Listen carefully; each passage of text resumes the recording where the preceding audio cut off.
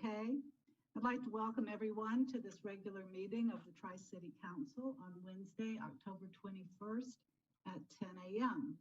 And as we know, this is because of the pandemic, we're holding this through technological means. And so we're all online looking at each other. And I welcome you. And I'd like to ask, I called the meeting to order. I'd like to ask that Annie, can you put a flag up so that we can give our pledge to the flag? I'd like to ask you to join me in the Pledge of Allegiance to our nation's flag. I pledge allegiance to the flag of the United States of America and to the republic for which it stands, one nation, under God, indivisible, with liberty and justice for all. Thank you. Could we have a roll call, please? Chairman Miles? Here. Councilor Watkins? Here. Councilor Waite? I'm here. Manager Foggin?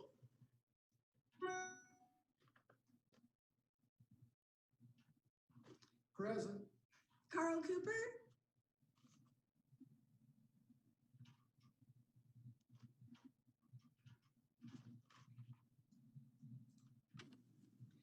Mayor Brady? I see them. Okay, go ahead. I know Carl is here. I've got Okay. him. Okay. Mayor Brady?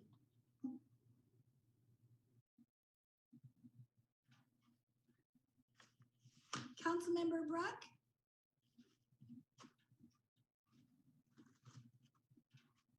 City Manager Cotter? Good morning here. Sue Stein? I'm here. Good morning. Good morning. Mayor Sheehy? Here. Vice Mayor Lane? Here. Councilmember Koch? Here. Councilmember McCoy? Here. City Manager Knudsen?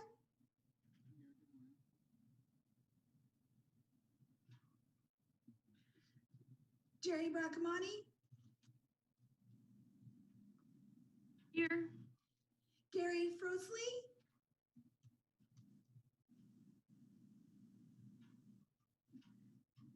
Vinny Gallegos? Here. Kelly Gary?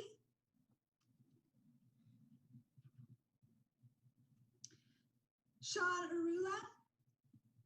Here. Anthony?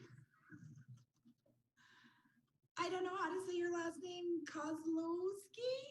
I'm so sorry.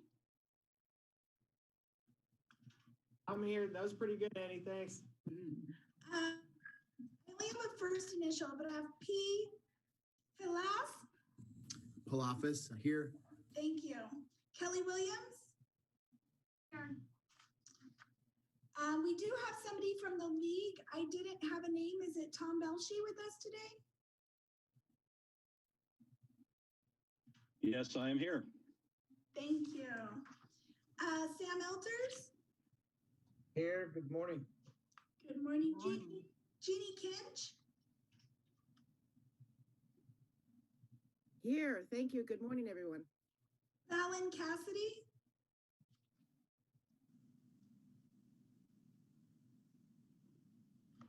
Nancy Campbell.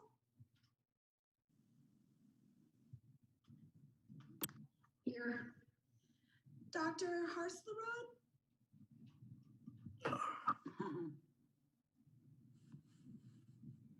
Michael Zog.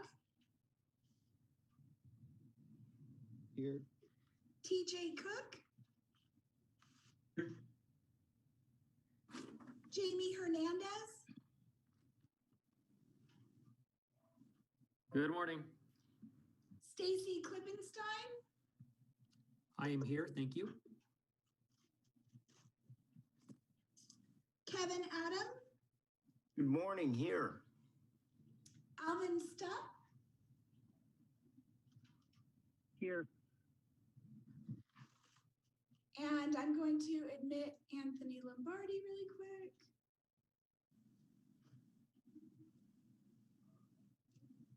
and Anthony Lombardi.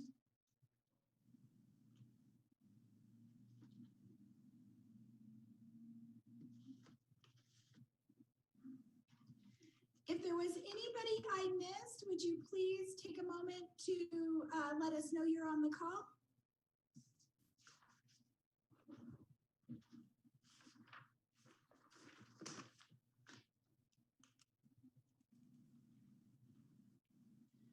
I believe that's it, Mayor. Thank you so much, Annie, and thank you everyone for being here and for taking the time to participate. Before we get started, I'd like to take a minute because we have a special guest today, which is Dr. Harkleroad from ASU, and I'd like to just give you a moment to say hello and kind of introduce yourself. Wonderful. Thank you, Mayor Miles. I appreciate it so much. So hello, everybody. My name is, I know I've had the chance to meet many of you in my first 6 months here, but there are people, of course, on the call that I haven't met. So it's nice to see you all this morning. My name is Carla Harkleroad, and I am the new Executive Director at ASU at Lake Havasu. I am from Oregon. I've lived up and down the West Coast, and I've spent most of my career, actually all of my career, frankly, in higher education. I've worked at 4 different institutions, so ASU is my 4th. I worked at 3 institutions in Oregon, the University of Oregon, Lewis and Clark College, which is a private liberal arts college in Portland, Oregon, as well as Portland State University. I come to you most recently from Portland State, where I served as an associate vice president there for the Advising and Career Services Division. So in my career, I've focused primarily on increasing access to higher education in all its forms, and then retention and graduation rates, improving those retention and graduation rates while doing everything that we can to decrease reliance on student loans. I think we're all familiar with the fact that student loan debt can be a heavy, heavy burden. My husband is still paying his student loans, so I'm very, very familiar. And of course, I paid my own loans as well. So I'm also really interested in doing everything that I can throughout my career to decrease the disparity in both access and educational outcomes for lower income students. So I'm really, really excited to be here in Mojave County and excited to be here in Lake Havasu City. So as I mentioned, I've been here just about 6 months. So I spent my first 3 months shadowing Dr. Raymond Van Der Riet, who many of you know, and I learned a lot, and I'm really glad I was able to shadow him. We became good friends and we still keep in touch. So I assumed the role officially on July 1. I don't want to take too much of your time this morning, but I just want to give you sort of a brief synopsis of some of the projects that we're working on here at ASU at Lake Havasu. First and foremost, the goal is to offer the best and most exceptional educational experience we can to our students in the middle of a pandemic. And we all know that that has challenges to it. ASU is fully open. We have a lot of COVID protocols in place. Face coverings are required, as well as many, many other protocols. Students are allowed to attend in class, and that's been true since August 20th. And that's true for all ASU locations, not just ASU at Lake Havasu. Students can also attend via ASU Sync, which is using the Zoom platform to attend class in a synchronous way. So students get to make that choice. And that's been one of our primary goals, of course, in working through any issues that come up. We are working to grow enrollment, as many of you may already know. And so we're thinking about the academic programs that we offer here as part of our effort to work collaboratively with Mojave Community College and the local school districts to meet our workforce development needs. So that's an ongoing project and work, and there'll be more announcements about that in other settings. I'm excited about the work happening there. We are starting a scholarship campaign as well. We really try hard to provide as many scholarships as we can to as many students as possible. So we're working on that. Things I'm excited about in Lake Havasu City, I'm excited about the possibility of a public transit system. So I'm really excited about that possibility. It would really increase mobility for students here and make, I think, ASU at Lake Havasu more attractive to many. So that's exciting. And I just want to acknowledge and say the last thing I'm excited about, there are many of you on this call who actually teach for ASU Lake Havasu in addition to your many hats that you wear. And so I've been really excited to see the way in which ASU at Lake Havasu is really a community effort. So we have a lot of faculty associates, of course, who have other professional roles and then teach for us as well. So I'm really excited about that, and I appreciate that so much. So my husband and I have had a very, very warm welcome here and in Mojave County and Lake Havasu City, and we really appreciate it. And it's been wonderful to join you this morning, and I'm looking forward to listening in. So thank you for giving me a few minutes. Thank you for being here, Dr. Harkleroad. And I know that for all of us, I can say we do welcome you to Mojave County. You have a beautiful campus there, and I look forward to the time we can get together again, perhaps in your campus, because it's always fun to be there, especially as the cooler weather comes in. So anyway, welcome, and thank you for all you're doing for education. It's a huge focus right now for our communities. Great.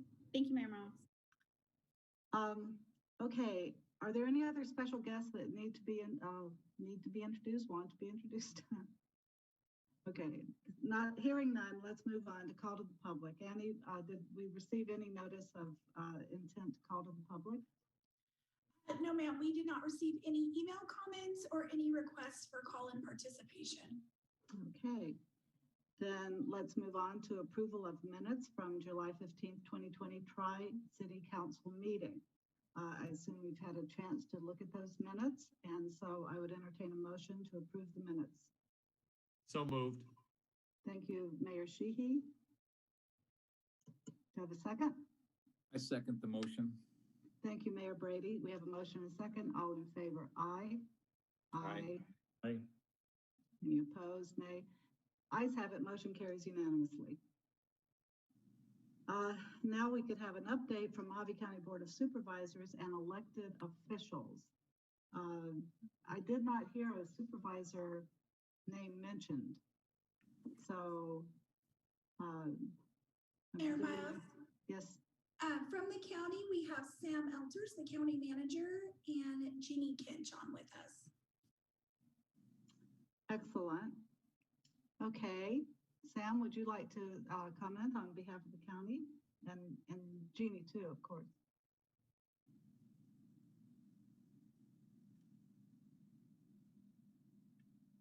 We don't hear you. Sam, you're on mute.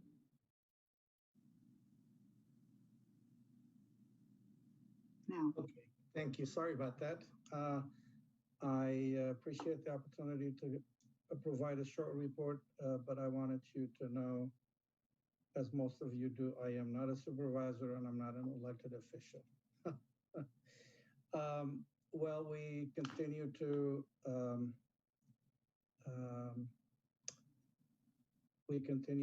be challenged with the COVID and all its related impacts.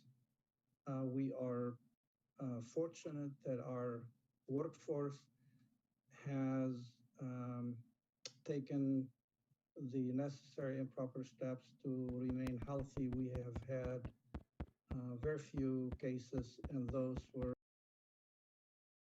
in the beginning. Lately, we've done really well, and we'll continue to do so.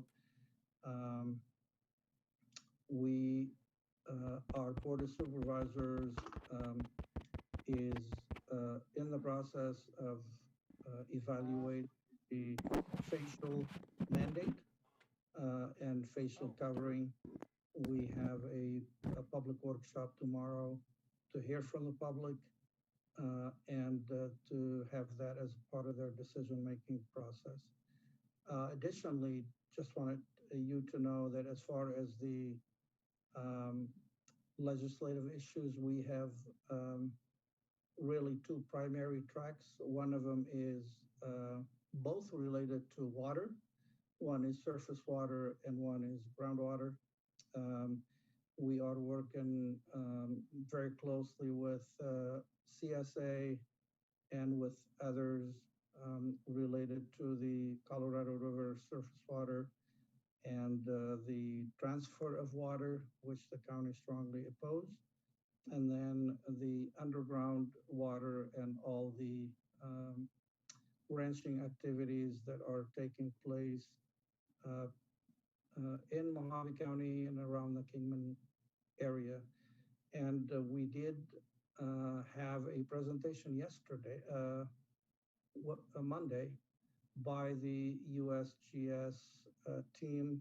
That this had been going on for 3 years. It was truly an excellent presentation. It provided us valuable insight and it provides our elected officials the information to be informed and to make future decisions based on it. So to that end, I think it was a joint meeting between Mojave County Board of Supervisors and the City of Kingman City Council, and it's important to note that Representative Cobb was present and spoke as well. I think I'll stop here unless there is a question, and ask Jeannie if she had anything else to add. Yes. Good morning, Jeannie. Good morning, everybody. I want to give a heads up and kudos to Sam. He's doing a fantastic job as our new county manager. So we really appreciate the hard work he's doing. I'm very proud of the fact that our appeals in the assessor's office has gone down this year compared to last year and compared to the year before that. So we're doing quite well when it comes to our values. That tells me we're doing a great job. And one of the things that we decided to do because of COVID is to make a special note of the businesses that are going under or reducing in size. We feel that if we do a good audit of this after about a year, we can kind of understand how COVID has impacted us as a county. And I don't think anyone else is paying note, maybe partially just in their cities, but county overall, what we're losing because of COVID. I'm hoping it's not as sad as it ends up being, but we'll be doing this throughout the year and next year also. And that's about all I got, unless anybody has any questions for me. Any questions? Comments? Thank you. Thank you. Thank you, Jeannie. I know that your work is never done, but thank you for all you're doing. Move on then to, are there any other elected officials that wanted to speak? By the way, we will cover more on the transfer of water rights on a further agenda item. Okay, then we'll move on to update from the Mojave County Health Department. Do we have a representative of the Health Department?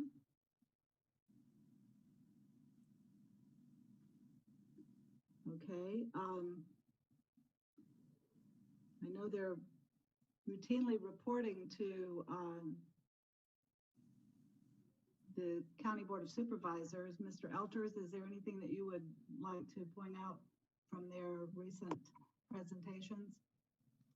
Well, I'm going to take a shot at just briefly update you, and then in the meantime, contact our health department and see if they can join us for this meeting as well. But in really a nutshell, we have twice every week we update the Board of Supervisors and the public. Those updates and those special board meetings are live streamed, and we monitor very closely the number of cases as well as the number of beds utilized for COVID-related activities. And so we are pleased with where we are. We are grateful that everyone in the cities and in the unincorporated areas of the county are doing what they can to keep our numbers down.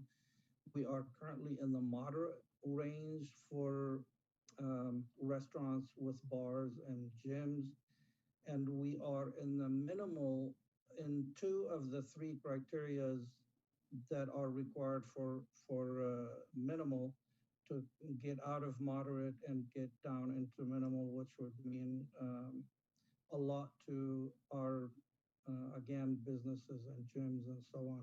So we continue to monitor that. We did see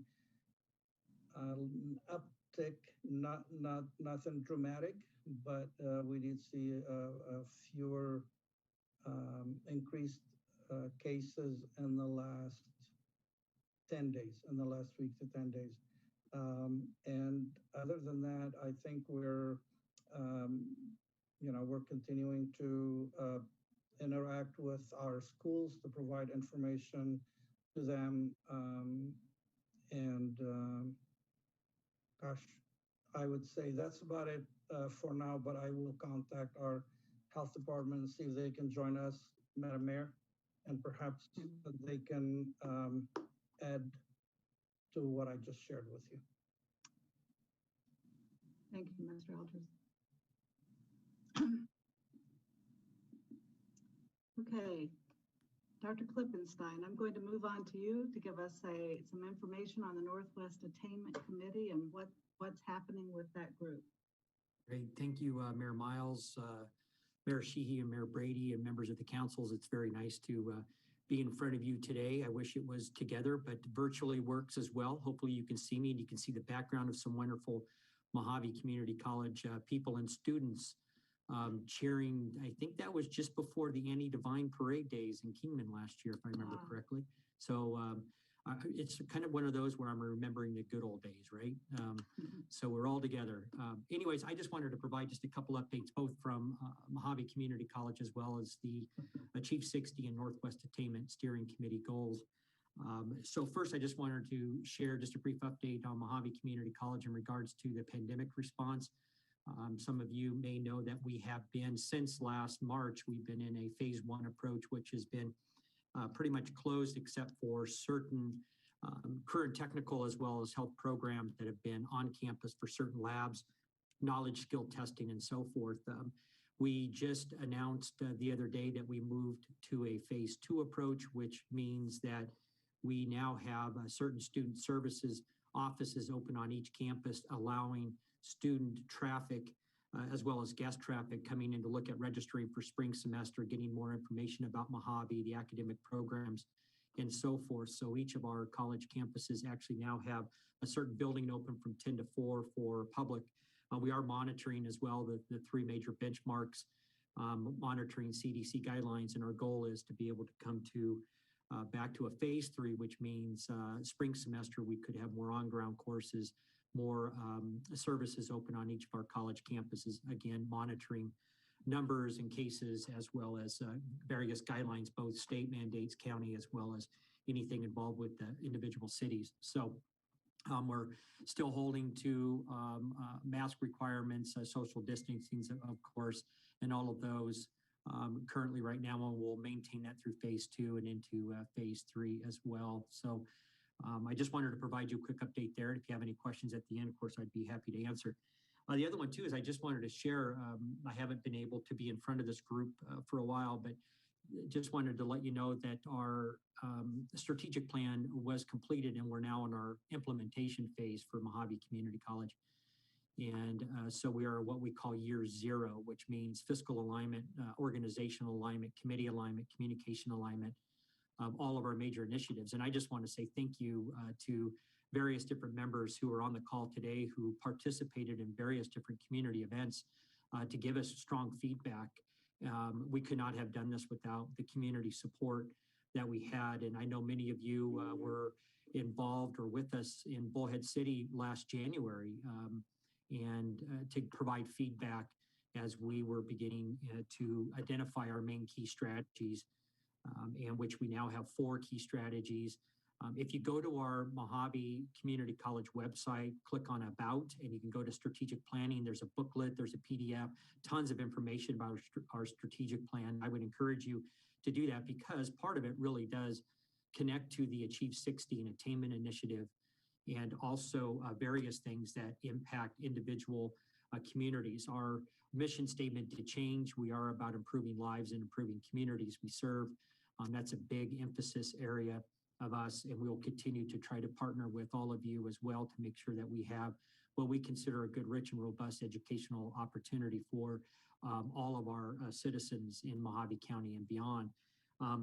So if you get a chance, take a look at that. And again, it's because of a lot of your effort and sweat and tears as well. Same with us. So one of the things why I wanted to share the strategic plan, because it greatly ties into our the Achieve 60 efforts for Mojave and La Paz counties. So I just wanted to share just a few points.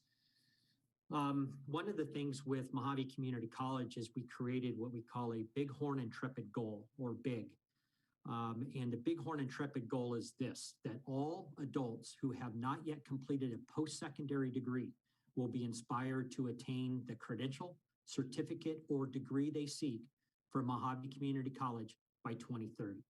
So that is a big goal. And really what that does is ties directly into and mirrors, runs parallel with the Achieve 60 initiative, which is 60% attainment with people with some sort of credential, industry recognized credential, a certificate, a 2-year degree, 4-year degree, master's degree, or beyond in the state of Arizona. And we are attempting to look at Mojave and La Paz counties to see how we can make the right movement, the right decisions by individual communities to get to a 60% attainment by 2030. So the Bighorn Intrepid Goal for MCC really, again, does mirror with the Achieve 60.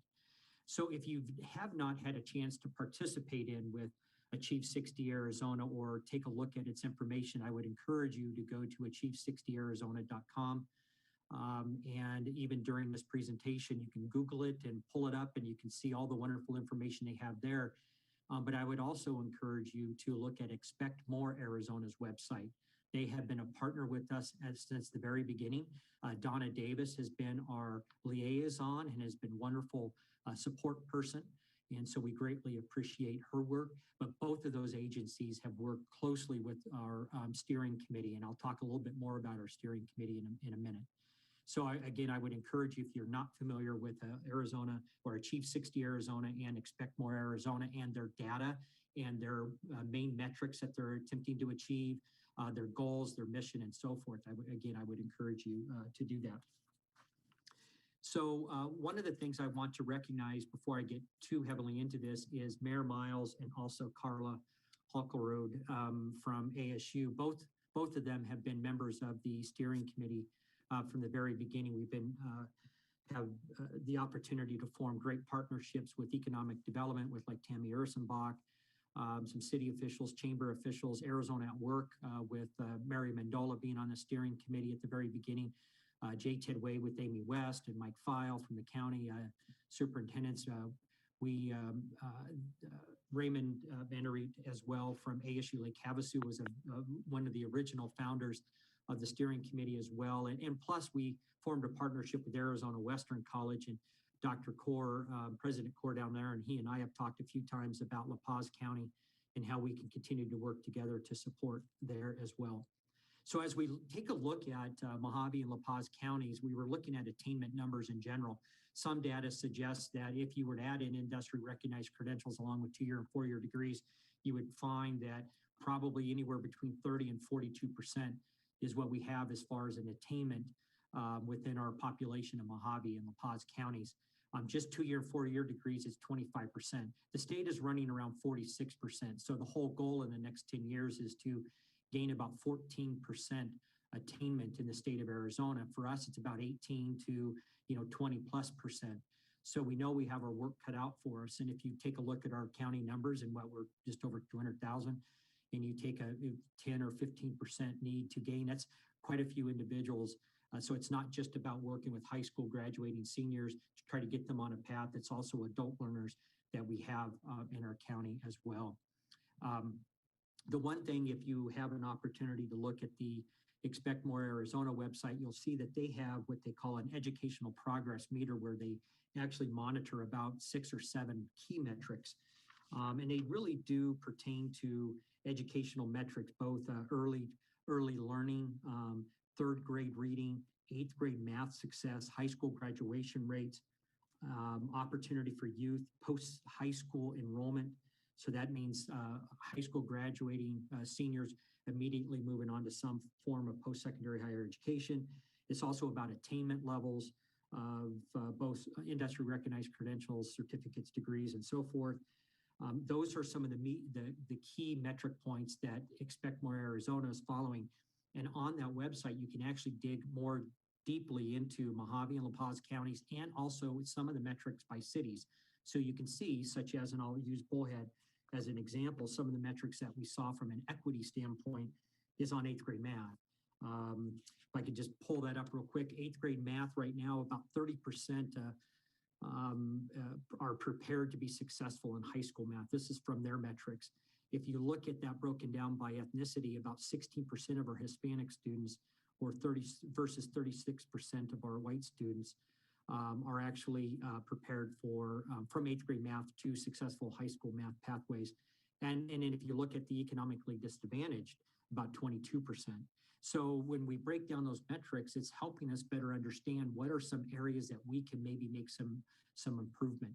So the why the steering committee came together to work with Achieve 60 and so forth was really to see how we can, one, obviously get our attainment of some sort of certificate, credential, or degree in Mojave and La Paz counties, but also to take a look at those gap areas, workforce gap areas, educational gap areas. And those are going to be done by individual community areas. So the steering committee worked closely with Expect More Arizona, and we identified in each of the communities community leads. Example would be Cherish Samily here in Kingman is taken on the charge to be a team lead or a community hub lead. And we have now about 20 something people identified, and some people who are actually on this call today are part of that Kingman area community hub. We also have Paget down in there in Lake Havasu, who is also serving as a team lead, and Sandra and Carolyn Hamlin in Bullhead City. And we also have Arizona Strip. So we also have representation from Colorado City and beyond, and as well as Parker. So we have those 5 community hubs as identified. We now have over 60, 70 something individuals participating total in each of those areas. We had a convening that took place on September 24th, where we brought them all together. We had an opportunity to hear the data, see the data from Dr. Joe O'Reilly from ASU with taking a look at high school K through 12 data and success rates, and really broken down by individual high school districts. We also had a chance to visit with members of our, representatives from Lake Las Vegas with their talent hub, which they've had some very great success when it comes down to achievement initiatives in Las Vegas. So they participated, and it allowed Achieve 60 and Expect More Arizona folks to share some thoughts, as well as the individual community hubs to break out and begin the discussion on each of their areas with data used to find ways and find initiatives and goals that they each wish to bring forward to try to take a look at attainment gaps and combine that with workforce labor market analysis and gaps there and workforce gap needs, and work with the local chamber and everybody else on saying, what do our local businesses and industry leaders need as far as a workforce. So those individual community hubs have just begun, and they will continue to meet a little bit more on a regular basis and then start identifying certain key goals. The steering committee will remain intact, and we will continue to support by providing more data, providing individual area assistance with membership, as well as trying to identify some funding sources to support different initiatives via Achieve 60, via Helios Foundation, as well as Expect More Arizona. So Mayor Miles, I greatly appreciate the opportunity just to share and give a quick update on what we're attempting to do in a combined effort among Mojave and La Paz county industry leaders, educational leaders, city, county leaders as well, just to be able to move that attainment needle a little bit forward and try to get us closer to that 60%, hopefully in 10 years. A lot of work to do, but I'm really, really excited about the membership that came forward and stepped up to help move this in the right direction. So I will stop there, and Mayor Miles, or even Carla, if you have anything to add, or if there's any questions, I'd be happy to answer. Are there any questions? Dr. Klippenstein? Got a quiet group today, but I want to thank you, Dr. K, because your leadership has been so important in this, and I think it's important to recognize that this particular initiative is among the first in the state to really get off the ground, and it's going so well to have that many people involved now in each city, representing all the sectors of the city and the groups. is quite an accomplishment, and it's going to kind of set the pace for the state, I think, and learning how to actually pull this together and set goals and increase attainment, which is, as you point out, very needed in Mojave and La Paz. We are lagging and we need to make that up. And there are ways, and I know our hubs are going to be figuring that out. So, Yeah. and working together and working with the college, it's going to be a really wonderful initiative. So If I may, Mayor Miles, just share just two more small things. Sure. One is I forgot to mention the mission statement of the Northwest Attainment Steering Committee, and that will be, we will assist Mojave and La Paz County communities in designing and achieving initiatives aimed at increasing industry-recognized credentials, certificates, and degree attainment to close the workforce gaps and improve economic vitality. That's the mission statement for the Northwest. I love that. It's a great mission statement, and we really are really focused in on the economic impact that this would have both for Mojave and La Paz counties with getting an educated workforce. The other point I wanted to make too is that it's not necessarily all about degree attainment. It's not necessarily getting a 2 and a 4 year and a master's degree. It's really about industry recognized credentials as well.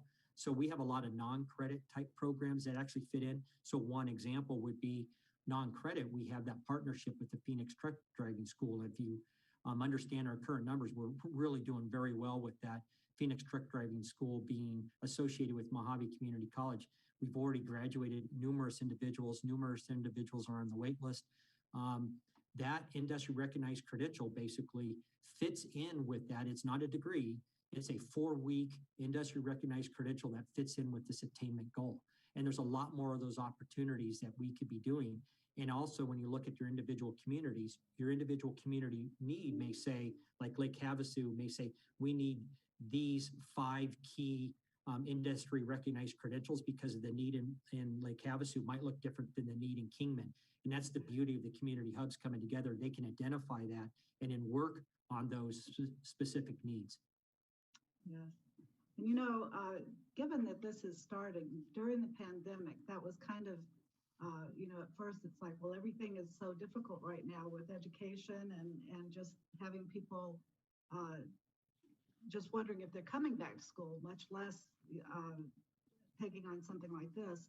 But it was really a good time to set this framework in place and to establish the time to look at all this data, because it's very data driven, and the state is providing a lot, but your support at the college is also going to help each hub really be data driven and know when they're achieving their goals. So it's really good.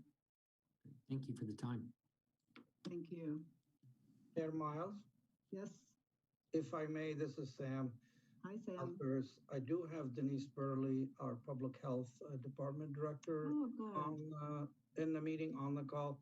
She does have other commitments, so she's got about 10 minutes to spend with us, and perhaps you might consider giving her a couple of minutes to follow up on the info I provided and answer any questions. Of course, I'd be Thank glad you. to do that. Hello, Denise.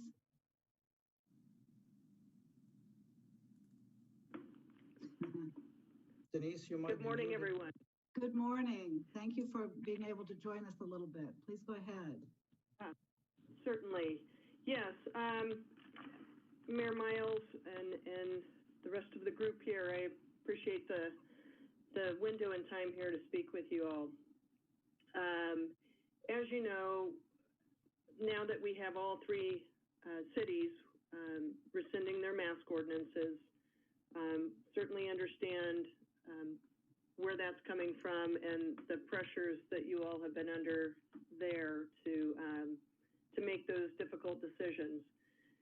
I just wanted to give you some information that might be helpful in the future here as we move forward. And I think you're already seeing this in that our cases are beginning to increase again. And we're certainly going to need the community's help in keeping those numbers down, both from a business perspective to keep us in the moderate range and not moving up into the substantial, but also for our schools' benefit and for the community overall benefit. I know we're going to be discussing masks here at the county tomorrow at noon, and that will be an interesting conversation for sure. But I guess I want to make sure that we all understand that the trends are the trends, and we'll be watching those very closely. And by that, I mean that we would anticipate that without mitigation measures in place, we may see a slow progression towards additional cases, as we are already doing, in addition to seeing, well, hopefully not the same level of deaths that we saw initially. We all know that at least was partially driven by cases in long-term care facilities, and the results of that were devastating. But they now have testing processes in place and requirements for testing staff and patients and residents. So hopefully those mitigation strategies can work to mitigate any problems in their facilities. I don't really have anything particular to mention. Again, you know, our goal is to keep our case count down, obviously for public health reasons, but also recognizing that it impacts other decisions and industries within our community and people and our residents overall. So I just wanted to be available for any kind of questions that you may have, if you had any, and something I may not have addressed. So, any Open the thoughts floor. there? Does anyone have any questions for Denise Burley or comments? Madam Chairman, this is Mayor Brady. Denise, we're all expecting a vaccine to come out soon. Do we have a plan in place as to how that will be administered and who gets priorities? Sure. So there's already a prioritization process in place, and that will be healthcare workers, EMS first responders, and the vulnerable population congregate settings. Those will be the first rounds, and then it moves to older adults, and then it moves out into the general population. As far as the plan, actually that was the phone call I was on, is there are weekly meetings with the Arizona Department of Health Services to discuss the plan that's currently in development and strategies for not just the distribution of the vaccine, but the vaccination process itself. So there are not a lot of firm details at this point in time that I'm able to share. It's a draft plan. The CDC required all states to submit their plan by last Friday. And so I believe at this point it's currently under review by CDC, as well as ADHS refining some processes and looking at how they can improve that draft plan in communication with both local health departments and providers and facilities out in the community. Thank you. Certainly. I would just tag on to that question on the soon part. Is there any additional information on the timelines for vaccine distribution, or even, you know, a projected? It's all over the board, I'm sorry to say. You know, I've heard just through the grapevine and through rumors purely that sometime in November, but I think there's no firm date right now as to when we would expect a vaccine to be available. The current vaccine that is the front runner in this process is a 2-dose vaccine that requires ultra low temperature storage, like 73 degrees below zero. So it's got some very, very, very strict protocols around it for the vaccination process and the cold chain storage process to maintain that vaccine at the appropriate temperature. So those are all the details we're trying to work out, in addition to ADHS's onboarding process, where they are onboarding providers and facilities who can assist with the vaccination process to sort of share the burden, if you will. That there's no one facility that can provide all of the vaccines to the population in our county. So we need a number of these facilities to jump on board to assist with this process. Thank you. That doesn't sound very stable.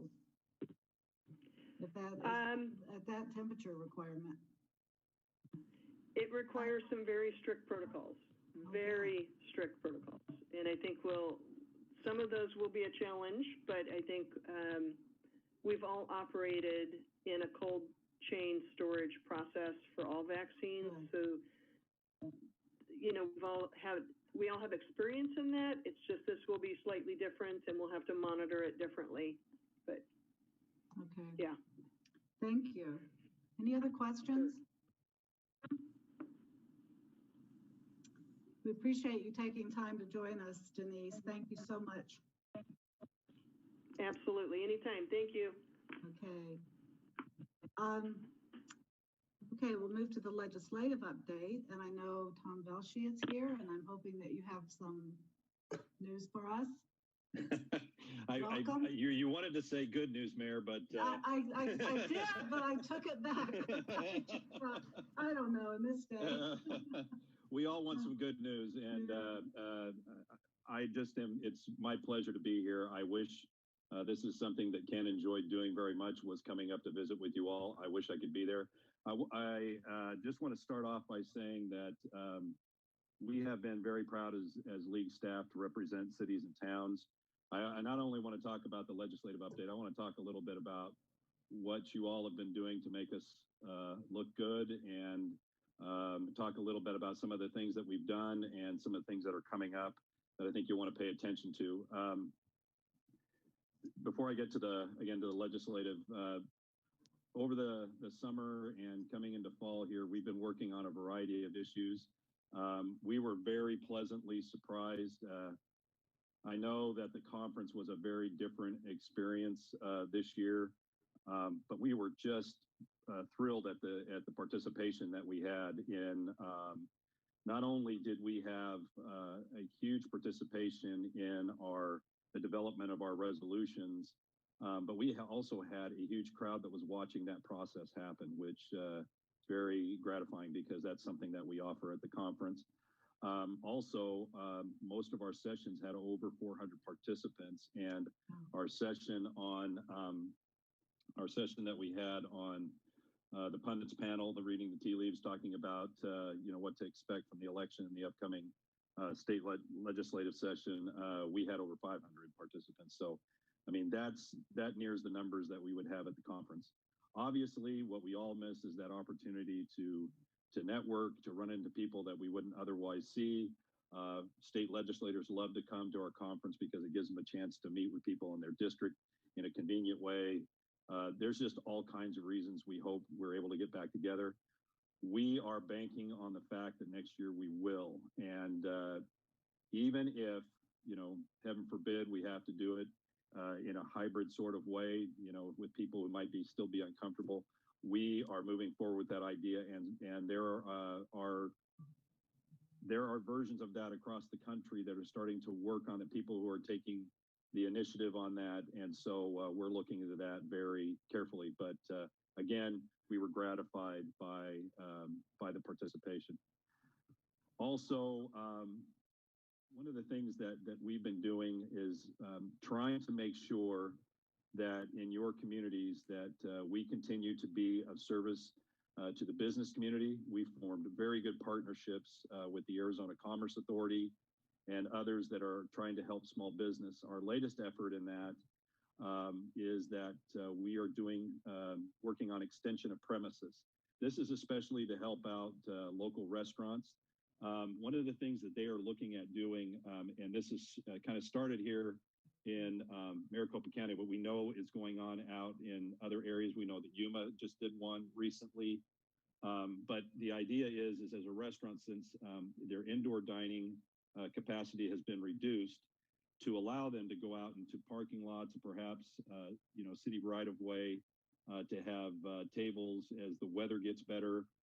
They can expand seating outside and entice more people to come in and have a nice meal and get out of the house and not just do the pickup experience, but actually have a sit-down meal. I know for a lot of us, that's something that we'll never take for granted again. But seems to be working out very well. Cities and towns are coming up with processes. Sometimes what that requires is permitting of some kind. One of the things, again, that's been very gratifying as league staff is that we let those industries that need permitting from us in the very beginning, starting in March, came to the league and said, what can we do to make sure that those essential permitting services continue? And we worked with the cities and towns, and I'm here to say that we have not had a single complaint about a city not being open for business in that way. And again, that's very gratifying when we're working with businesses that really need that kind of help and need the services that the cities provide to continue. The other thing that we continue to do as well is the one other thing that the conference really offers us too is that we hear all kinds of ideas for training and for sessions that we offer at the conference. You all know that 4 sessions is a far cry from what we offer. So we are continuing to do a number of training sessions throughout the rest of the fall, including newly elected officials. I just want to let all of those council members and mayors on the call today, even though you may not be newly elected, you may be veterans. If it interests you to go back and get a refresher on things related to how councils should work, we highly recommend participating. Also, we think that newly elected officials benefit from seeing people want to come back and seeing the benefit of our newly elected officials training. So we're offering a variety of sessions. We're talking about financing options for unfunded liability with your PSPRS unfunded liability. We're talking about success in 1487 complaints. Just a number and variety of things that you should watch for that we're going to continue to provide, virtually. But I have been asked by the officers, and I want to, just extend this invitation as well. They have encouraged me to get back out on the road again, which I am anxious to do. And so I know most of you are meeting your councils and in groups in a safe way. And if there is a role that the league can play in that, I very much would like to get out and participate again. And so if at any point it makes sense for me to come out and visit with you, we'd love to do that and just see what's going on locally. And we just want to keep our finger on the pulse, so to speak, of what's going on out there. I have really missed you. All know how much I would much rather be in the meeting with you today than sitting in, one of my side bedrooms talking to you over Zoom. So again, whatever we can do, please let us know. Now, legislative session. Let's get the things out of the way that I don't know first. I don't know how they're going to get together, how they're going to meet, how they're going to hold, committee hearings, how they're going to work on the floor. Nobody has a plan on that yet. So we really don't know how to answer those questions. A lot of it will depend upon the results of the election. I know you all keep hearing that. A lot of stuff up for grabs in the election this year. There may be change to legislative leadership in both the House and the Senate, or one or the other. We just don't know. And there is so much focus on elections and mail-in ballots and all those kinds of things that we don't know what's going to happen. But I do want you to know that we're talking about a lot of different contingencies, and we are planning for whatever changes might come our way. And we're already starting to talk about, the possibilities of new leadership, who that might be. We have great existing relationships, and so if things don't change, we're ready to go. So as far as how we will interact with the state legislature, that part is not such a big mystery. We'll do what we always do, and that is form our own good relationships as staff, lean on you when we need you to reach out to those legislators locally. We're going to look for even more opportunities in the future. We're going to have a lot of new legislators. We're going to have a lot of new elected officials coming in. We're going to have 9 new members of our executive committee. For a 25-member board, we're going to have 9 vacancies. So I want to, again, invite you to think about service on the executive committee. Sometime in November, we're going to be sending out letters, asking for letters of interest to serve. And the nominating committee will have the task of choosing those new people to fill the vacancies. Now, the other thing is that we're waiting until elections are final before we send out, so that all new mayors and elected officials, council members can have an opportunity to participate if they would like. So look for that sometime late November, early December when that goes out, and those new members would be appointed in the February timeframe. So the things that we're focusing on, we had 4 resolutions passed at our resolutions committee meeting. A low-income housing tax credit, a resolution dealing with the posting requirements. Do we need to have physical postings anymore? Is there a reason to have that when there's that we have those on the internet? Is there a reason to have more than one physical posting? And then publishing requirements. We have some communities that the newspaper that they're required through statutory definition to use actually has less readership and is more costly than other newspapers that have more broad circulation within their town and are less costly. And so we're looking to change the statute there in order to allow cities to use. The idea, again, is for the most transparency and obviously to save the taxpayers money where we can. And so that's another resolution that passed. Also, the use of the consular cards as identification in very specific circumstances. So those are the new resolutions. We had a couple that were on their way. We really believe that we had a chance with them, and we're going to continue to work on those this year. And those are the resolutions from last year regarding blight in our communities, vacant buildings that where owners are not keeping the proper kind of maintenance on those, and the problems that they cause in many of our downtowns, especially in our most rural communities. In the mining districts in Gila and Pinal counties, it's absolutely devastating what it does to a downtown. Short-term rentals, I know that this is an issue of great concern in your area as well as the rest of the state. Being able to, while not allowing those folks who want to earn a living doing these kind of things, earn extra money, we don't want to stop that activity.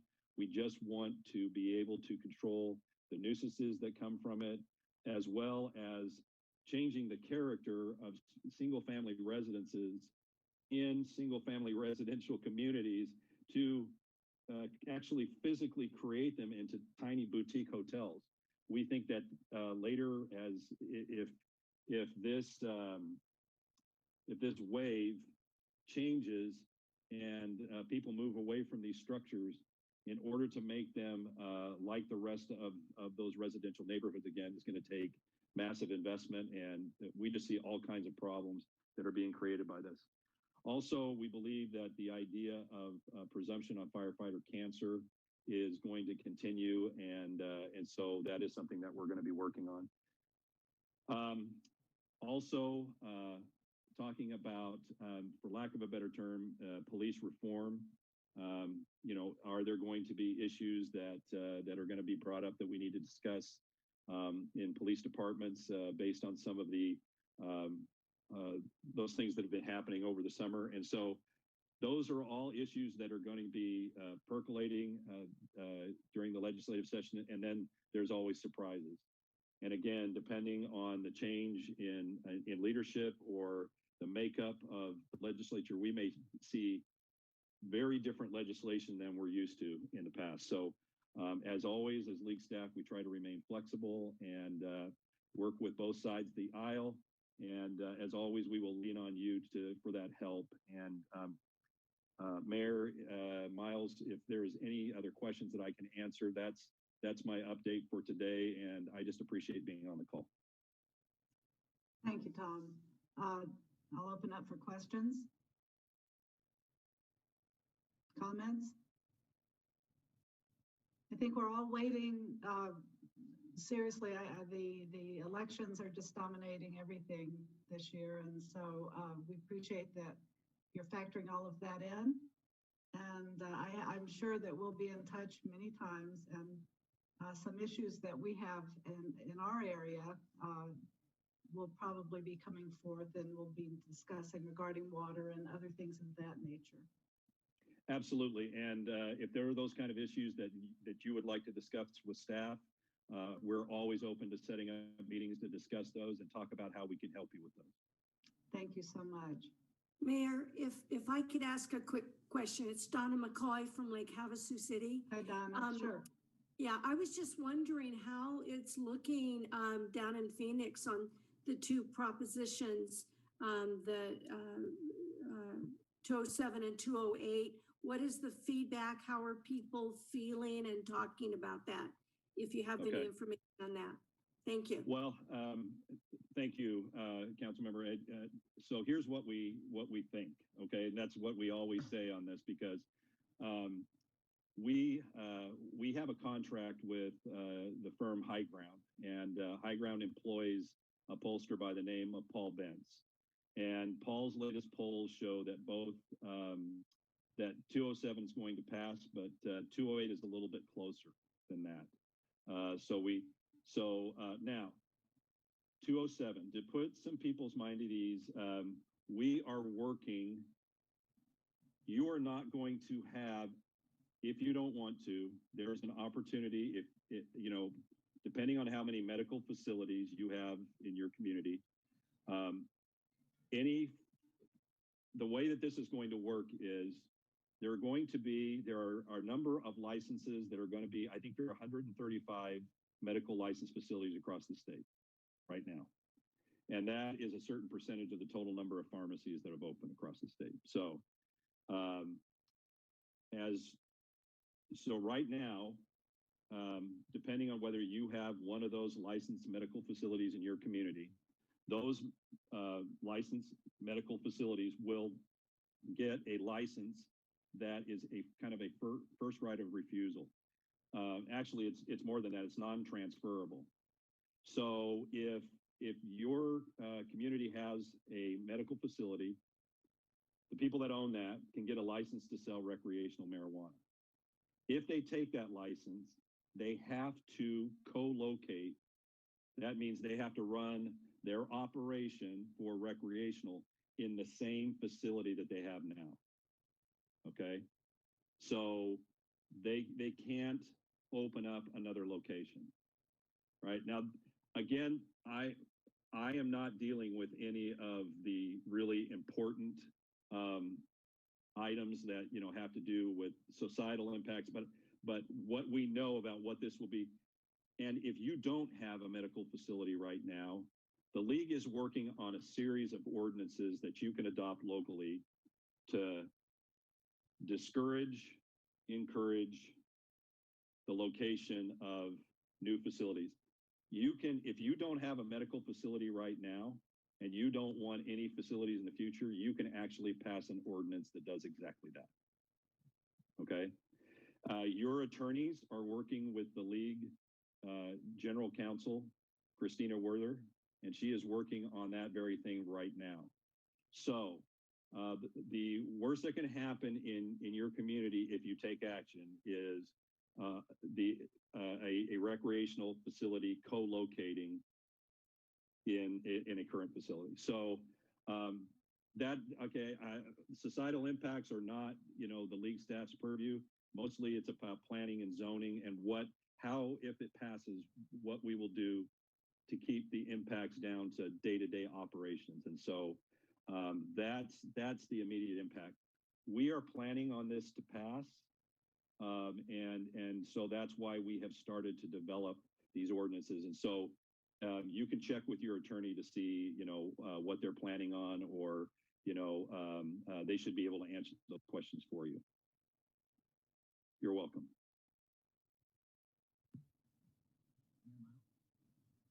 Any other questions? Again, thank you, Tom. Appreciate it. You're welcome. I'm going to ask Kevin Adam, do you have some insights you would like to share with us? Thank you, Mayor. Good morning. Appreciate the opportunity to talk to everyone, and I'll try to basically expand and cover some of the areas that Tom didn't talk about, and I will focus on transportation as I should. But I have to say that the future, as far as transportation investment goes, is largely tied into what the budget situation is going to be for the upcoming year. And the last 6 months have been curious, and it's been a mystery, to say the least. But right now, the predominant focus, and this is true very much so of the state budget, is what is going on back in Washington. And from a transportation perspective and budget perspective, a couple weeks back, Congress did pass a continuing resolution, which basically funds the federal government at status quo levels through December 11th. So it will at least get us, over a month past the election. They also extended the current federal transportation program authorization. That's typically a 5-year bill, but it was also expected to, or it was going to basically close at the end of September. And so that's been extended for a full year. So basically what those two actions do from a transportation perspective is sort of guarantee that we will see the federal funding stream into the state sort of uninterrupted with no disruptions, at least for a year. So we've at least got that stability going forward. But getting back to, what's the unfinished business back there? And of course, we are now looking at probably Supreme Court confirmation on Monday. If there is going to be any other activity out of Congress between now and the election, it's going to be on whether there's another round of relief funding. And that appears to be a very much a focal point as far as what the future has to hold from a budget perspective. And that's where I want to delve into what is going on with the state budget, because if you go back to April, it was projected that the pandemic was going to cause a $1.1 billion loss in revenues over a 2-year period. And every month, those projections have continued to improve and improve. And then a couple of weeks ago, the last projection was, we already know that we finished FY20 with the carry forward balance when it was anticipated that there was going to be a very substantial deficit. And we're now estimating that this year is going to close with a $411 million surplus or carry forward balance. So just in a 6-month period, we went from a $1.1 billion anticipated loss with the B to a 411 million carry forward balance. It's a $1.5 billion difference. And so I think that is tremendous good news and literally relief. But you have to wonder how has that happened? If you look at the job losses across the state, at its peak, it was almost 300,000 jobs that we lost. And today, it is now estimated at 125,000. So how do you lose 125,000 jobs, yet still have the budget, the revenue collections that we have had? That's sort of the big mystery. And the state's Finance Advisory Committee, which is a group of economists across the state, as well as the state budget staff, they put a heavy amount of reliance, or why the budget has done as well as it has, on those initial rounds of federal relief funding. There was $2.8 billion that went to Arizona in the local governments. That basically put the onus of COVID-19 direct relief activities, the cost of that, on the federal government. But there was also about $400 million that the state was able to use to basically supplant what would have been state general fund spending. So we've actually, the drain or the draw on the state general fund was lessened by some of this relief funding. But what also had a major impact was that the Finance Advisory Committee estimated that $30 billion in relief funding went to Arizona directly to the businesses and the public in the way of stimulus checks, unemployment assistance, and the payment protection programs. And so as a result of all of that federal funding that came into the state to sort of attempt to keep us, above water, we're actually still seeing income tax withholdings increase this year. We're still seeing sales tax increase by over 10% over last year's levels. And so, that's what they're basically attributing that to that first round of relief. And of course, much of that relief has been exhausted or expired. The federal unemployment assistance, the last round of that, ended over a month ago. The payment protection programs, many of those expired on September 30th and were not renewed afterwards. And there were some massive layoffs that occurred the first week of October. The airline industry was a big example. For any of the airlines that accepted federal assistance, they couldn't fire or furlough anyone up through September 30th. So when that deadline came and there was no extension or further relief, that first week of October, there were 48,000 airline employees that were let go. And so the concern is that we're not quite at a point where we're ready for that safety net to be pulled. And there's much concern that if much of it isn't put back in place, that you're going to continue to see the string of lost jobs and the further slowdown of job growth.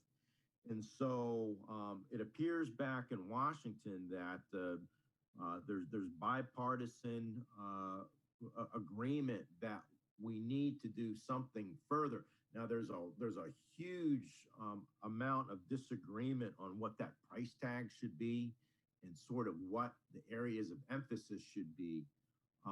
But the White House, Senate majority, the House majority, the Treasury, the Federal Reserve Board, there seems to be a very strong general consensus that something needs to be done and done quickly.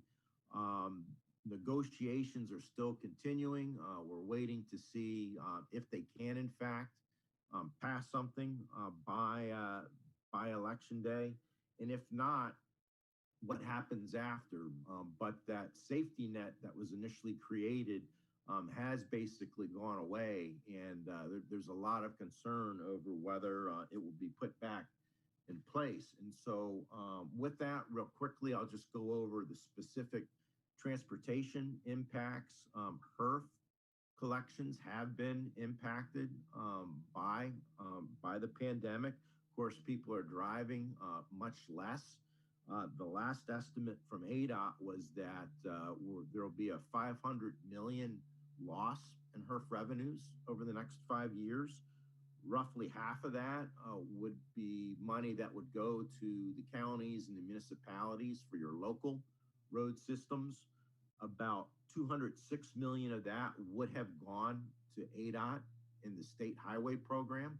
The loss of that revenue has had a sort of a ripple effect in that there's 260 million in bonding capacity that is lost as a result of this lost revenue. So they're going to have to, when the State Transportation Board votes on the program update, which is scheduled for next Tuesday, there's about 460 million in cuts that they're going to have to make to that program. As you all know, it's already very lean as far as expansion projects in greater Arizona, and that trend is only going to be accelerated with no new expansion projects after 2025 and very few limited ones prior to that. Because of the lack of state revenue, the ADOT will probably not be pursuing any federal grants in the upcoming years because they simply don't have the ability to provide a local match for them. And we're also going to see a deterioration of bridge and pavement conditions because we will be underinvesting even more than we were prior. And so that is the impact on the state system, and why we're also hopeful that if and when relief funding does come, that it will also target some of that state-generated lost transportation revenue so that many of those losses to the state program can be offset by federal funding. So I guess there is some good news. It's predominantly bad news, but there is some, I think, good news wrapped in there to some extent. The fact that the state budget has done far better than what was initially realized. I will close on just one other point on transportation, something to be aware of next year. The highway safety fee, that $32 fee that got tacked onto registration, I know that was very unpopular and very controversial. That is set to repeal on June 30th. And of course, it was put in place to stop another controversial and unpopular issue, and that was the HERF raids that had been going on for over 20 years. But the repeal of that fee is going to create a $161 million hole in the state budget for highway patrol in FY22, which is the budget year that the legislature is going to have to address next year. So it's very possible that we may have another fight over HERF raids. So please stay tuned on that. There were commitments made when it was repealed last year that the HERF raids wouldn't start again. So please remind your lawmakers of that commitment, because particularly if the budget is not in a healthy place, chances are, 161 million, that's a big hole. And so that's a potential fight that we're going to have next year. So thank you for your time. Thank you, Kevin. Open the floor for questions, comments for Kevin. I think that was a very good report, and I wish there were more good news in it, Kevin. That didn't sound so great. I'd try. I know. We're gonna have some fights, I know, this coming year. Okay, the update from the Department of Transportation. Alvin Stump, I've seen you are here. Welcome. Yeah, hello, Madam Mayor and everybody. I'm going to share my screen here and just kind of go through my update. So just as far as we have several projects just getting started. You know, kind of winding down first though is up on 93 between 11th Street and Windy Point. It was a shoulder widening and pavement preservation. And then in Dolan Springs on Pierce Ferry Road, the Lloyd Street, 13th Street widening and intersection improvement. And then also getting close to finishing up is the Carol Stevens project just north of Wickiup on 93. Then we have Lake Havasu, pedestrian hawk getting underway. Also in Bullhead City and Fort Mojave, we have two center median projects. One, the 7th Street to Aviation Way. The other is Aztec Road to Bullhead City Parkway. We also have a safety project on 68 on the west side of Union Pass for some signing and guardrail improvements. We have another shoulder widening project on 93 north of Kingman between Windy Point Road and Mineral Park Road. That's mileposts 48 to 58. And then we also have like 5 bridge deck rehabs on I-40 between Kinsey Wash and Griffith Wash. And then hitting on Kevin's point about expansion projects, as long as the program goes as what's recommended, we fare pretty well. The West Kingman TI is still in for fiscal year 24. We also, over in Prescott, a small widening project, and then I-17 is, all 3 of those are still listed as being recommended to stay in the program. The unknown is down in Wickenburg on 93, what we call the GAP project between Wickenburg and SR 89. Also, we just finished this week we're wrapping up our review of the 95% plans for the Rancho Santa Fe interchange, which plan is to advertise that for construction in the spring. And lastly, just Lake Havasu, we're trying to get a meeting set up to discuss options for the 3rd driveway there north of Kiowa. I've been trying to make contact with my counterpart in Pismo down there. But other than that, that's all I have for an update. Take any questions. Thank you, Alvin. I'll open the floor for questions, comments. I'll make one comment. Sure, I'm glad that Rancho is going out for construction in the spring. That's a big deal. Yep.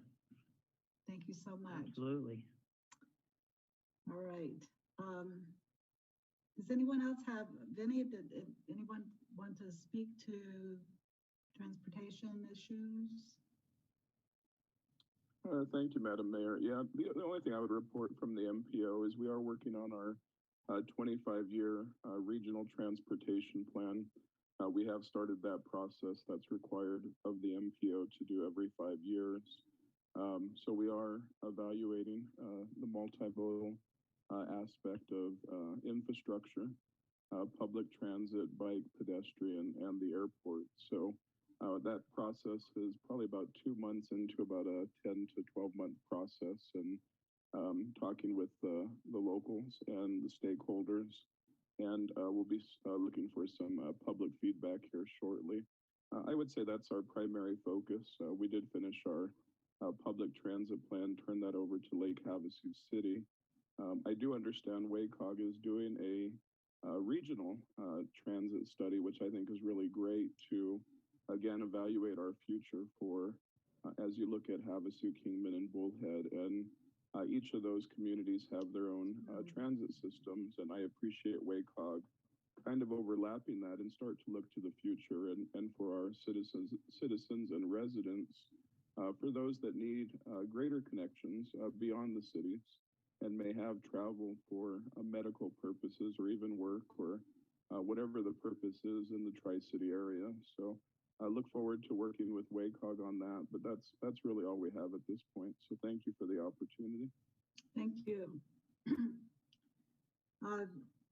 The next item is a update discussion on opposition of transfer of fourth priority Colorado River water. And Mayor Brady, I think you had mentioned that you would like to bring this to the agenda.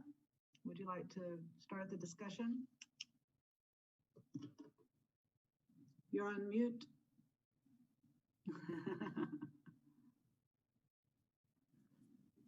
Can you hear me now? Yes. All right. I think we're all aware of what's going on with Queen Creek and the Department of Water Resources. So I don't know that we need to get into that discussion. I think the discussion needs to revolve around how are we going to fight it. Last week, we had a meeting with Doug Nichols, the mayor of Yuma, and he wanted to bring all of the users along the Colorado River online to help fight it. So he put together a letter that he's sending to the Bureau of Reclamation, which will be the next authority that's going to have to approve this. And if I'm not mistaken, I believe we've all signed onto that letter now. Is that correct? Yes. Yes, we have in Kingman. I have. Cal, have you done so? Yes, we have.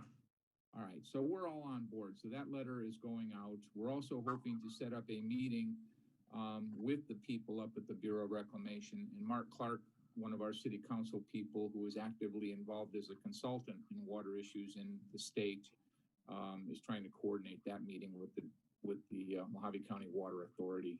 So I think the only thing that we need to discuss here is to whether or not we want to offer one more voice into the thing, and that would just be an opposition from the Tri-City Council mayors or the cities themselves. So, I would make a motion that we put together some sort of a resolution that is signed by all three mayors, just as further support and opposition of the water transfers. Yeah, and Mayor Miles, I would second that motion from Mayor Brady. And just as a reminder, and for those on the call, like Havasu City Council, Bullhead City Council, and the Kingman City Council have all passed their own resolutions, as well as the Mojave County Board of Supervisors, in addition to the Mojave County Water Authority. So we have good representation from Northwest Arizona, and I think lending our voices, the Tri-City Council, to show that we do not want precedent set to remove water off the main stem or any permanent transfers of that water would be a good move for our organization. Thank you, Mayor Sheehy. So we have a motion and a second to create a resolution in opposition to the transfer of the water, and this would be from the Tri-City Council. And I leave it up to the chairman of the Tri-City Council to draft that resolution. I was afraid of that. It might look a lot like pieces coming together from other things that we've been signing. Lord knows we've all had enough resolutions signed, so it shouldn't be too difficult. That's what I know. We will do that. So any further discussion? Then all in favor, aye. Aye. Any opposed, nay? There's no opposition. Motion carries unanimously. And we will draft a resolution. And this one might say, we really mean it. Yeah. Solution number 10. We really do mean this. Okay. Okay, Mayor Brady, that was a funny.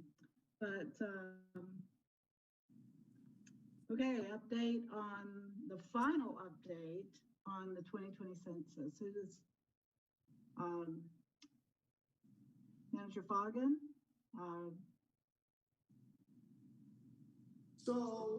Thank you, Mayor.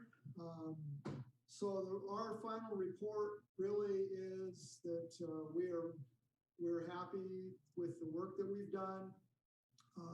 The census, at least from our standpoint, kind of wrapped up at the end of last month, and happy that we were able to accomplish all that we were able to accomplish. I believe our efforts resulted in almost 75% self-reporting in the community. We had a wonderful relationship with the Census Bureau and our local Census Bureau workers. Helped them where we could, and tried to make sure that everybody that we could count was counted. The other thing, I just want to thank the other cities for their help and efforts to really get a complete count across the county, which we all recognized was going to be to all of our benefit. So that's really kind of our end report, and we're pleased with where we ended up. So thank you. Thank you. Mayor Miles? Yes. Yeah, I'll defer to Jessica Knudsen to give an update on Havasu City's final results. Thank you. Thank you, Mayor Sheehy. Thank you, Mayor Miles. To echo some of Ron's sentiments as we kind of close out. The deadline originally was before the end of the month, and we had a case before the Supreme Court to shorten that census account. But overall, we're happy with what we will see as the final numbers. We got close to a 64% response rate in Lake Havasu City. And, I'd like to thank our committee members, our census committee members that are on staff, including two that are on this call, Jerry Bracamonte and Anthony Kozlowski, did a wonderful job with the committee, and that was headed by Stuart Schmeling and included Maria Hart, Jamie Mazik, and also would like to recognize the efforts of our council to get the word out and for support in that effort. So we had a lot of creative and hardworking individuals working on the census count. So overall, I guess certainly pleased with the effort and hopefully pleased with the outcome. Ron, you talked about you're pleased with the kind of the ground efforts with the census workers in your community. Didn't have that same experience. So we didn't see that type of effort that we'd like to see from them. We had somebody on staff that was part of our census committee that was also a enumerator for the census.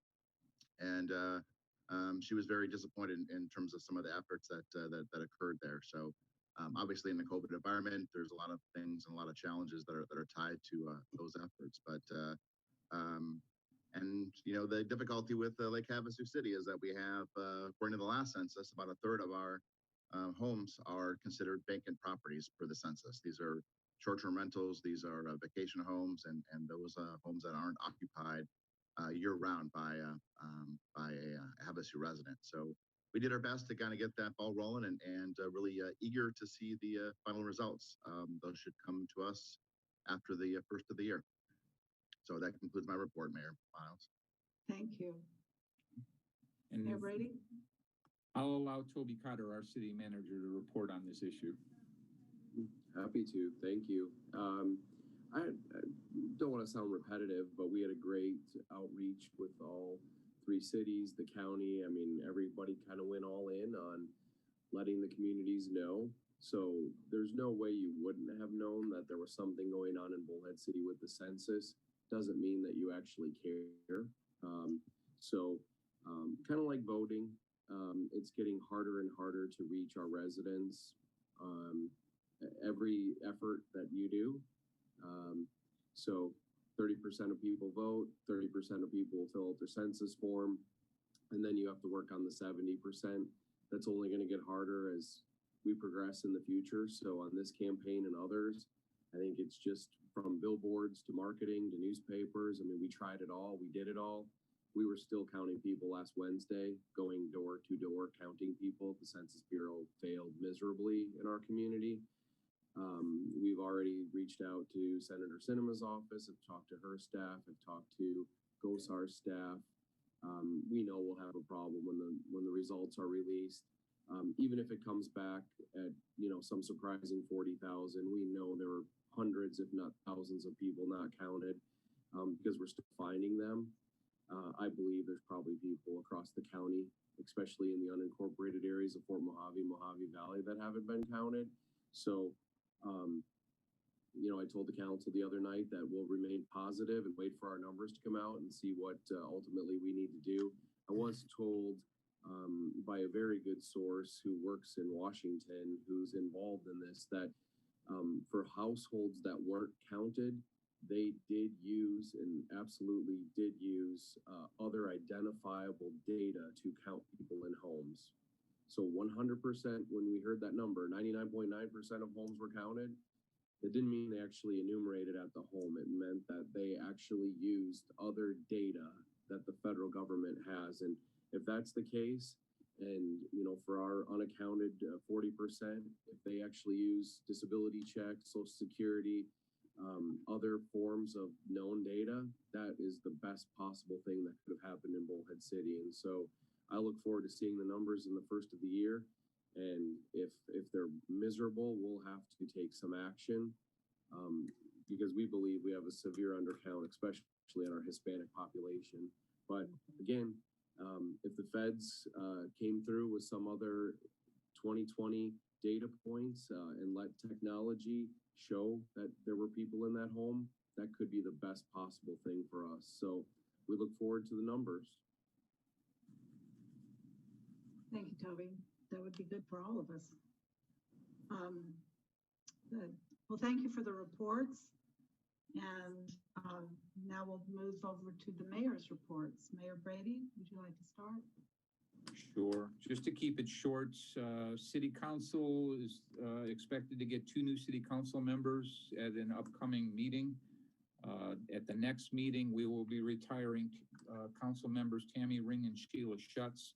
In the following meeting, we will be inducting Dr. Wahid Ziri and Norma Brummett to replace them. So these will be new faces that you haven't seen before. Our homeless shelter took its first family into our new homeless shelter on October 1st. They were expecting to bring the second family into the homeless shelter today. On Friday, they expect to start opening day services to 2 days a week. And then as time goes by, they are going to increase the amount of service that they provide to the community. So we're very anxious to see how our new homeless shelter is going to have an impact on our community. But it's very welcome. Our police chief has just resigned. You all know Brian Williamson. He just recently retired. So we have an acting police chief, Dennis DeSantis, who will be in that position for the next several months until he retires. And I expect he'll be retiring in June, and we'll start the recruitment process sometime in the coming months. Our road to the bridge, the new bridge that's going to be built at the south end of town, the south extension of our parkway, is expected. Well, the bridge itself is supposed to be bid out sometime in the coming weeks by Clark County, Nevada. Our road to that bridge is now completed. So we're looking forward to the progress on that whole effort to connect our 2 communities. And then lastly, just to keep it short, the other nice development is our Heritage Trail project, which is a $7 million grant that we got from Nevada Granting Authority. That's a $7 million project from Davis Dam all the way down to the Laughlin Bridge.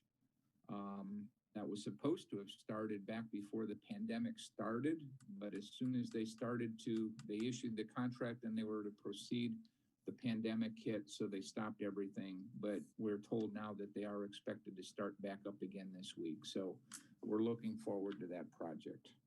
Those are the only really earth-shattering things that are happening in our community. But Bullhead City's on the move. We're experiencing tremendous amounts of tourism. Our beaches have been crowded. There's all kinds of exciting things going on in Bullhead City and much more to come. Thank you, Mayor. Mayor Sheehy. Thank you, Mayor Miles. So I'll give a brief update of what's going on in Lake Havasu City, but I can't start any conversation without a little bit of talk about masks. So I'll go right into it. So Lake Havasu City, we lifted the mask proclamation based on data of businesses were able to reopen, which that benchmark was met on September 3rd in Mojave County. And then when schools had the opportunity for in-person learning in our K-12 system, and that benchmark was met on September 24th. So although we lifted the mask proclamation, we still suggest and encourage all of our citizens and visitors to wear a mask or face covering when they cannot socially distance or when they're in an indoor public place. So although that requirement's not there or that mechanism, we understand that it is a strong mitigation tool, and we encourage, again, all citizens and visitors to wear that mask or face covering when they're unable to physically distance. Moving on to a couple of other items, we have two council members as well that will be joining our council. They are joining us here this morning. We have Councilmember-elect Cameron Moses is here, so welcome, Cameron, and also Councilmember-elect Nancy Campbell. We will be saying goodbye to our retiring Councilmember Donna McCoy, which has been fantastic over the last 8 years. Thank you for your strong leadership, seeing Lake Havasu City through some great times. And then also Councilmember Gordon Grote will be ending his term as well in November. We have seen a real robust drive in real estate sales in Lake Havasu City. The number of homes that we have available for sale is very, very limited. The pandemic took an already hot real estate market and made it even hotter. One of those areas that is seeing tremendous growth is a couple of new developments up in the Havasu foothills area is expanding at great pace. And then, of course, the Riviera project, which was a public-private partnership with Arizona State Parks, Lake Havasu City, and private developers. The city has already paved in the road. They're working on the Arizona State Park boat launch facility, which will be off of Highway 95. And then the neighborhoods in the Riviera are moving really, really quick. First phase is already sold out, 77 or so lots sold immediately. The second neighborhood is now opening. It has strong sales as well, and there's plans for the third neighborhood already. This is happening at record pace, beyond the expectation, but we're excited to be able to see that, and citizens and visitors will be able to start using the launch ramp and state park facilities by next season. And then in a future phase, there will be additional amenities at that state park, including a restaurant and some marina services. So that'll be coming as well. The Lake Havasu City Council rezoned an area in our downtown area, which is a shopping district where former Kmart was located. And we rezoned it to allow for light manufacturing, it's really robotic and very sophisticated manufacturing in that facility. PMG is the company. Will at full build out have about 180 jobs, well-paying jobs, $16 an hour and above with benefits. We're excited for this new development. There were some restrictions placed on the rezone by council, no outdoor storage, no noise, no smells, and it would retain the retail feel of the center. All of that's possible by this because it is a very sophisticated manufacturing plant that's using robotics, and we're excited with that and partnerships with Mojave Community College in the future to ensure that we have a trained workforce that can be a pipeline for employees for that facility. And then finally, we've been doing some really fantastic work with the LHC Resource Alliance during the response to COVID. Vice Mayor Lane has been leading that effort on behalf of the city, and I'm going to turn it over to Vice Mayor Lane to give us an update on the alliance. Thank you, Mr. Mayor. I appreciate that. Good morning, everyone. Yeah, the collaboration that we have, the LHC Resource Alliance, that's with our city, the Havasu Community Health Foundation, River Cities United Way, the Havasu Area Chamber of Commerce, and the Better Business Bureau. I gave you an update at our last Tri-City Council meeting, and we've really been going gangbusters since then. What we're doing here is we're helping people, residents, and businesses that have been impacted by COVID-19. And so we have the city donated $250,000 of our CARES Act money to help our local businesses. And we've also collected roughly $70,000 in private donations. And the way this works is these businesses and residents, they apply to get some financial relief, help paying their bills, their rent, their water, their whatever comes along that they need help with. We don't grant dollars specifically to businesses. What they do is they submit their bills to us, and then we're paying their bills through the River Cities United Way. That's the gatekeeper and the one that is holding all the funds. So far, we have spent roughly a little over 187,000 of the CARES Act dollars, helping 44 of our businesses, and we've helped over 200 individuals, spending almost $60,000 of those funds. In addition, the Better Business Bureau has also been able to give an additional 12 grants to our local businesses. The Alliance has distributed over 2,000 N95 masks, 1,000 booty-type shoe coverings, and several no-touch thermometers. And most of these this equipment has gone to assisted living facilities to help mitigate their COVID-19 spread in those facilities, and also to our food bank. And the food bank, which is administered by the Havasu Community Health Foundation, has delivered, just since the COVID started from March until about now, roughly 557,000 pounds of food, which equals out to 371,328 meals. And that's a 59% increase over the same time last year. And we are continuing to deliver to 50 homes for people that are shut in and they can't get out. And we want to make sure that they have nutritious meals. And so we will continue to deliver to those 50 homes. So in a nutshell, Mayor, trying to get through it quickly for you, we're continuing to help our businesses and our residents here get through this COVID issue. Thank you. Thank you, Vice Mayor Lane.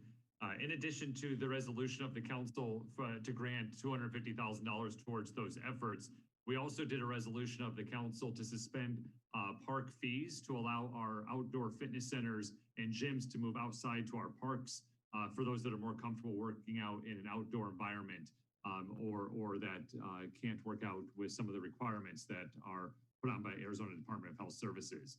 So those are some of the efforts that we're doing to help our businesses as we navigate through this. And I appreciate the opportunity to give an update.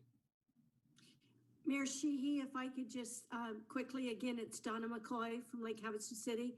I just probably won't have the opportunity. I wanted to thank you all very much. This has been an extraordinary opportunity to get to know people and work with you. The Tri-City Council, the League of Cities and Towns. It's been wonderful, and I can't thank you all enough. And we're going to have a wonderful new council coming in. But again, thank you for accepting me into all of this and helping me to grow as a person and an individual. So thank you. We're going to miss you, Donna. It's all, your face is always smiling, and you're just so delightful. We'll really miss you.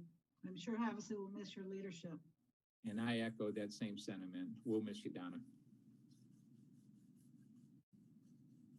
So, moving to, yes.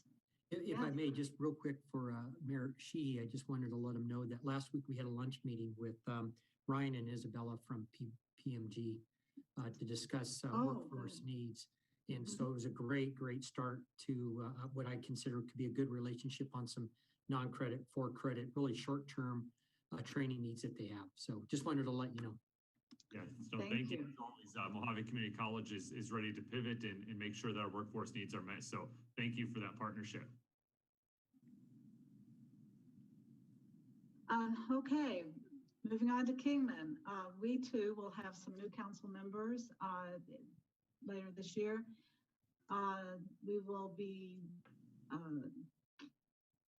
adding Cherish Samalai, which has already been mentioned as our hub leader for our Chief 60 Northwest Attainment Program, and Keith Walker. David Waite did not run for re-election, and of course, Vice Mayor Lingenfelter will be leaving the council and will join the Board of Supervisors. So we look forward to that. New council. But I wanted to mention just a few things. We're going to have a ballot measure on this general election that basically asks the public to give the city the permission to sell the 1,800 acres that are in phase 2 of our industrial park, airport and industrial park. And this is actually, it almost looks like cart before the horse, because we're not expecting the land to be released until next spring by FAA. But they actually worked with us and gave us the thumbs up, so it must be looking very positive from their view to go ahead and put this on the ballot so that there won't be any time delay in our economic development efforts after the land is released. So that's going to be a very important opportunity for the city's growth. And of course, it's linked to the Rancho Santa Fe Interchange and Connector Street projects, which has been mentioned already. But we actually have one more piece to secure of that whole project, which is the development agreement with our partners, Sunbelt Development, for the connector roads. But that will be coming to the November 17th council meeting at that time, and we think that we will have full approval for that agreement, and that will kind of secure all the pieces that we've been working on for years. And I certainly want to give Manager Foggin and his team and everyone involved in this the kudos that are definitely in order, because it's been a complicated set of agreements with the IGA, with ADOT, and the legislation from the state, and also now this development agreement. So we're excited. This is going to lay the foundation for Kingman's future, I believe, and really open us up for the multimodal transportation hub vision that we've all had for many, many years. Beyond that, I wanted to note about our Parklet and Pedlet program, because I think I mentioned before that we set aside funds for small business assistance on a number of programs like facade development, but also Parklet and Pedlets. And we're starting to see those downtown. And this is going back to Tom Belshey's point about the expansion of business outside. That's basically what this is, with the restaurants coming out into the outside, expanding into the spaces that sometimes were parking spaces, but it's all designed. It's all, we have, part of the program is working with an architect that we include in that grant opportunity. And so it's coming along, and I think that's really going to generate more excitement downtown and enhance our tourism. The other thing that is really worth mentioning is that our Adopt the Park program is being so well received, and our community groups, a number of them have come forward to basically commit to doing cleanup, once or twice a month as part of their program. That the Rotary, the Young Marines, I can't even, there was a recent one, but I don't remember all of them, but they're just coming forward and saying, that's our park, we'll do this. Oh, the Main Street group adopted our White Cliffs wagon trail. So it's wonderful how things can happen well when the community works together. We are starting a Shop Local campaign with our chamber in collaboration with them. And I think those are the main things I wanted to mention, but I would ask if there are other council members. I know they were here earlier, Councilor Watkins or Wait, I don't know if they're still on, but I'm not hearing them. So Manager Foggin, is there anything else you would like to add? I think you covered it, Mayor. Just to kind of go along with, I think, what the other Tri-City partners are seeing is that growth in our community continues to be pretty robust, and we see a number of homes being in some degree or another constructed. And so that, I think it bodes well for our region that we continue to do a lot of economic development effort. And we're also seeing good home building growth as well. So I think exciting things for the region. Thank you, Manager Foggin. And I did